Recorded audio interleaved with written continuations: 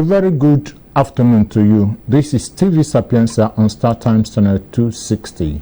Today is Tuesday, the 28th of October 2025. My name is Joe Igbo. In our news headlines this afternoon, the Independent National Electoral Commission INEC has approved the extension of the ongoing collection of permanent voter cards or PVCs in Anambra State.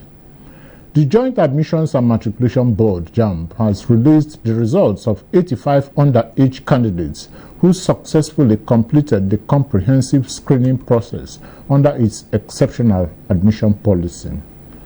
Africa's foremost industrialist, Aliko Dangote, has announced plans to expand the capacity of Dangote Refinery from 650,000 barrels per day to 1.4 million barrels per day, making it the largest refinery in the world upon completion. And the Independent National Electoral Commission INEC has declared Anambra State fully prepared for the upcoming governorship election scheduled for November 8, 2025. Now the details of the news.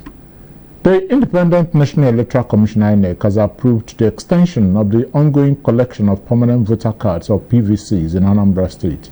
A statement by INEC's Director, Voter Education and Publicity, Mrs. Victoria Etta Messi, indicates that the decision was due to several appeals from citizens and stakeholders requesting additional time to enable eligible voters collect their PVCs. He states that the exercise, which was earlier scheduled to end on Sunday, 26th of this month, has now been extended from Wednesday, 29th October to Sunday, 2nd November 2025. It emphasizes that those that will benefit from this extension include persons who registered during the recent Continuous Voter Registration or CVR in the state.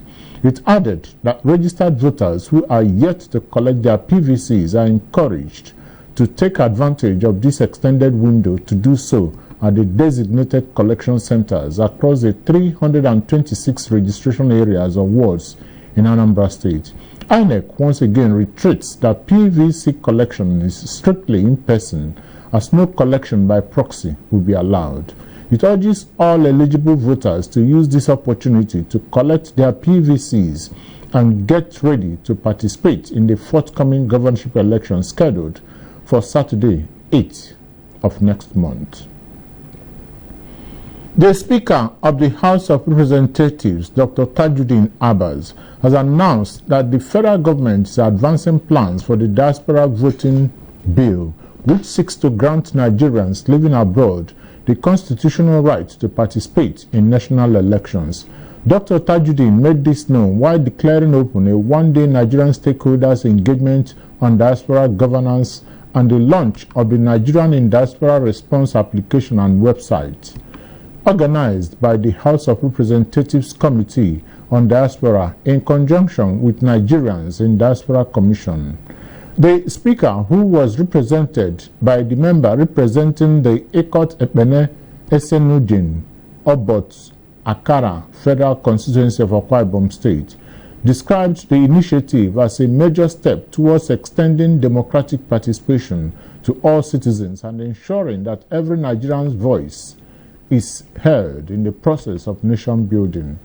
The Chairman, House Committee on Diaspora, Tochukwu Chinedu Okere, said the initiative was designed to create a unified policy framework combining institutions, legislation, and technology to improve diaspora governance.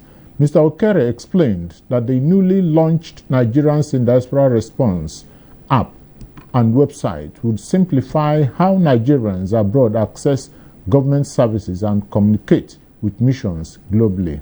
In her keynote address, the chairman, Nigerians in Diaspora Commission, NIDCOM, Abike Dabiri Erewa, highlighted the remarkable progress made in diaspora engagements since the Commission's establishment 6 years ago. She said over the past 6 years, the Nigeria's diaspora relationship has made groundbreaking strides in health, education, agriculture, ICT, transportation, and volunteerism. President Bola Ahmed Tinubu has met with the newly appointed service chiefs at the Presidential Villa, Abuja, as part of efforts to strengthen Nigeria's security architecture. The meeting with the service chiefs, held behind closed doors, was at the instance of the recent appointment by President Bola Tinubu, which the presidency described as a strategic move to enhance professionalism, efficiency, and renewed morale within the armed forces. In attendance at the meeting with the president were the Chief of Defense Staff, General Olufemi Oluyede, Chief of Army Staff, Major General Wahid Shaibu, Air Vice Marshal Kennedy Aneke as the Chief of Air Staff, and Rear Admiral Idi Abbas as the new Chief of Naval Staff. The new service chiefs were appointed by President Bola Tinubu on Friday last week. The president expressed profound appreciation to the outgoing Chief of Defense Staff, General Christopher Musa, and the other service chiefs for their patriotic service and dedicated leadership. He also charged the newly appointed service chiefs to justify the confidence reposed in them to further enhance the professionalism, vigilance, and comradeship that define the armed forces of Nigeria. The Joint Admissions and Matriculation Board, JAMB, has released the results of 85 underage candidates who successfully completed the comprehensive screening process under the exceptional admission policy of the Commission. According to a statement by JAMB's spokesman, Dr. Fabian Benjamin, the policy aligns with global best practices where such cases are treated as rare exceptions rather than the norm. The statement explained that in the 2025 Unified Tertiary Matriculation Examination (UTME), a total of 41,027 out of 2,031,133 applicants sought consideration under the special category. Of these, 599 candidates scored the required 80% threshold in the UTME and were subsequently subjected to further scrutiny, including a review of their school certificates and post-UTME performance. You are watching TV Sapientia on Star Times Channel 260. The news continues shortly after this time out. Please don't go away. Back to the rest of the Sapientia News Bulletin at 1 p.m. My name is Joe Igbo. Africa's foremost industrialist, Aliko Dangote, has announced plans to expand the capacity of Dangote Refinery from 650,000 barrels per day to 1.4 million barrels per day, making it the largest refinery in the world upon completion. Speaking at a briefing in Lagos yesterday, Dangote expressed profound gratitude to President Bola Tinubu for his continued support and commitment to Nigeria's industrial growth. With this expansion, Dangote said he is confident that Nigeria will soon become one of the leading suppliers of petroleum products in Africa and beyond.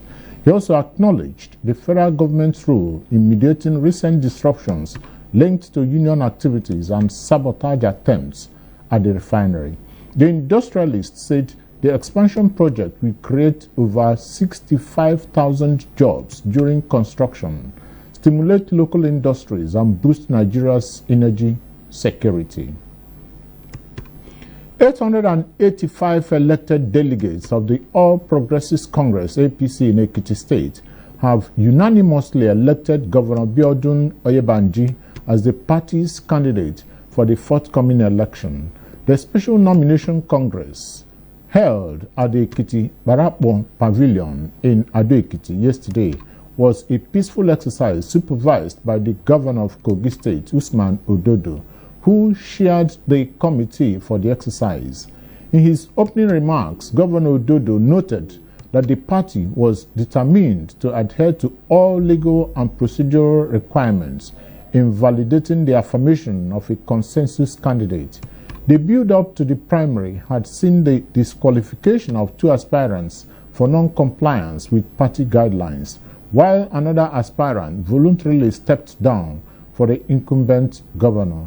In his acceptance speech, Governor Oyebanji thanked President Bola Tinubu for his sustained support and encouragement, He said the affirmation reflected the popular will of APC members across Ekiti State and expressed his readiness to fly the party's flag in the election. Oyebanji extended a hand of fellowship to all the other candidates, urging them to join in the collective mission to keep Ekiti on the path of progress. The Anambra State Commissioner of Police, CP Ikoye Orutugu, has said that local vigilante groups will not be involved in election security during the November 8 governorship elections in the state. Orutugu made this known during visits to the Ihiala Area Command and Orifite divisions as part of his ongoing statewide engagements on election security preparedness and community sensitization.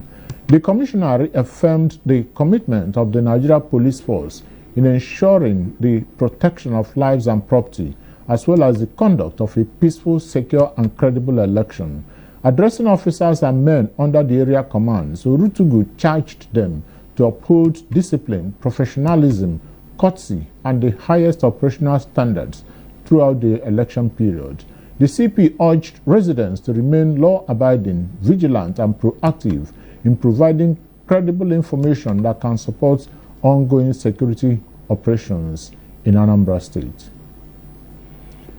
The Nigeria Security and Civil Defense Corps, NSCDC, has disbursed over 1 billion naira to family members and next of kin of personnel who died in active service across the country.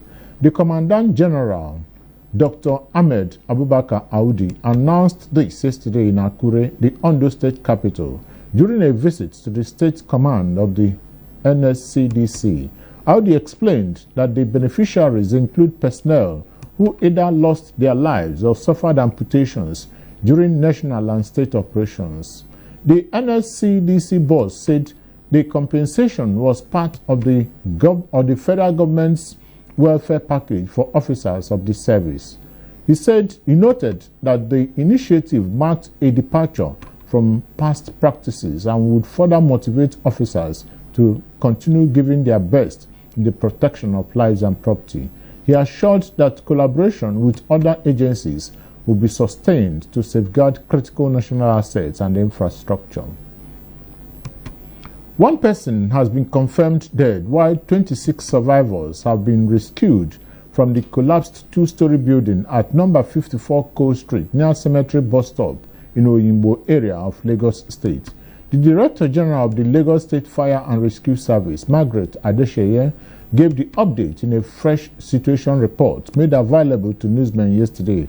Adesheye, who had earlier confirmed the incident, disclosed that the Sare Egomu fire station team was immediately dispatched to the scene after receiving a distress call at about 12:20 a.m. on Monday. The agency confirmed that the structure, which had previously shown signs of distress, gave way while residents were still inside. The Independent National Electoral Commission INEC has declared Anambra State fully prepared for the upcoming governorship election scheduled for November 8, 2025. The announcement followed a week-long readiness assessment tour conducted by a delegation from the Commission's headquarters in Abuja. The delegation, led by National Commissioner for Election Planning and Monitoring, Rhoda Gumus, completed a review of facilities, logistics, and security arrangements across the state. The team comprised National Commissioners Sam Olumekun, Kenneth Ukago, and Baba Bila. These details were provided in a daily bulletin issued yesterday by the Editor-in-Chief and Director of Voter Education and Publicity, Victoria Etamesi. The bulletin stated that INEC's mission was to ensure that every logistical, security, and operational element required for the election was not only in place but also in working order. The bulletin noted that INEC was 99% ready for the Anambra State governorship polls, saying that Anambra is ready, INEC is ready, and the people are ready. He said the Commission looks forward to delivering an election that will reflect the true will of the electorate. To end the Sapientia TV news at 1 p.m., a recap of the major headlines. The Independent National Electoral Commission INEC has approved the extension of the ongoing collection of permanent voter cards or PVCs in Anambra State. The Joint Admissions and Matriculation Board JAMB has released the results of 85 underage candidates who successfully completed the comprehensive screening process under its exceptional admission policy. Africa's foremost industrialist, Aliko Dangote, has announced plans to expand the capacity of Dangote Refinery from 650,000 barrels per day to 1.4 million barrels per day, making it the largest refinery in the world upon completion. And finally, the Independent National Electoral Commission INEC has declared Anambra State fully prepared for the upcoming governorship election scheduled for November 8, 2025. That was the Sapientia TV news at 1 p.m. On behalf of the editorial and technical crew, I am Joe Igbo. Good afternoon and thanks for choosing TV Sapientia.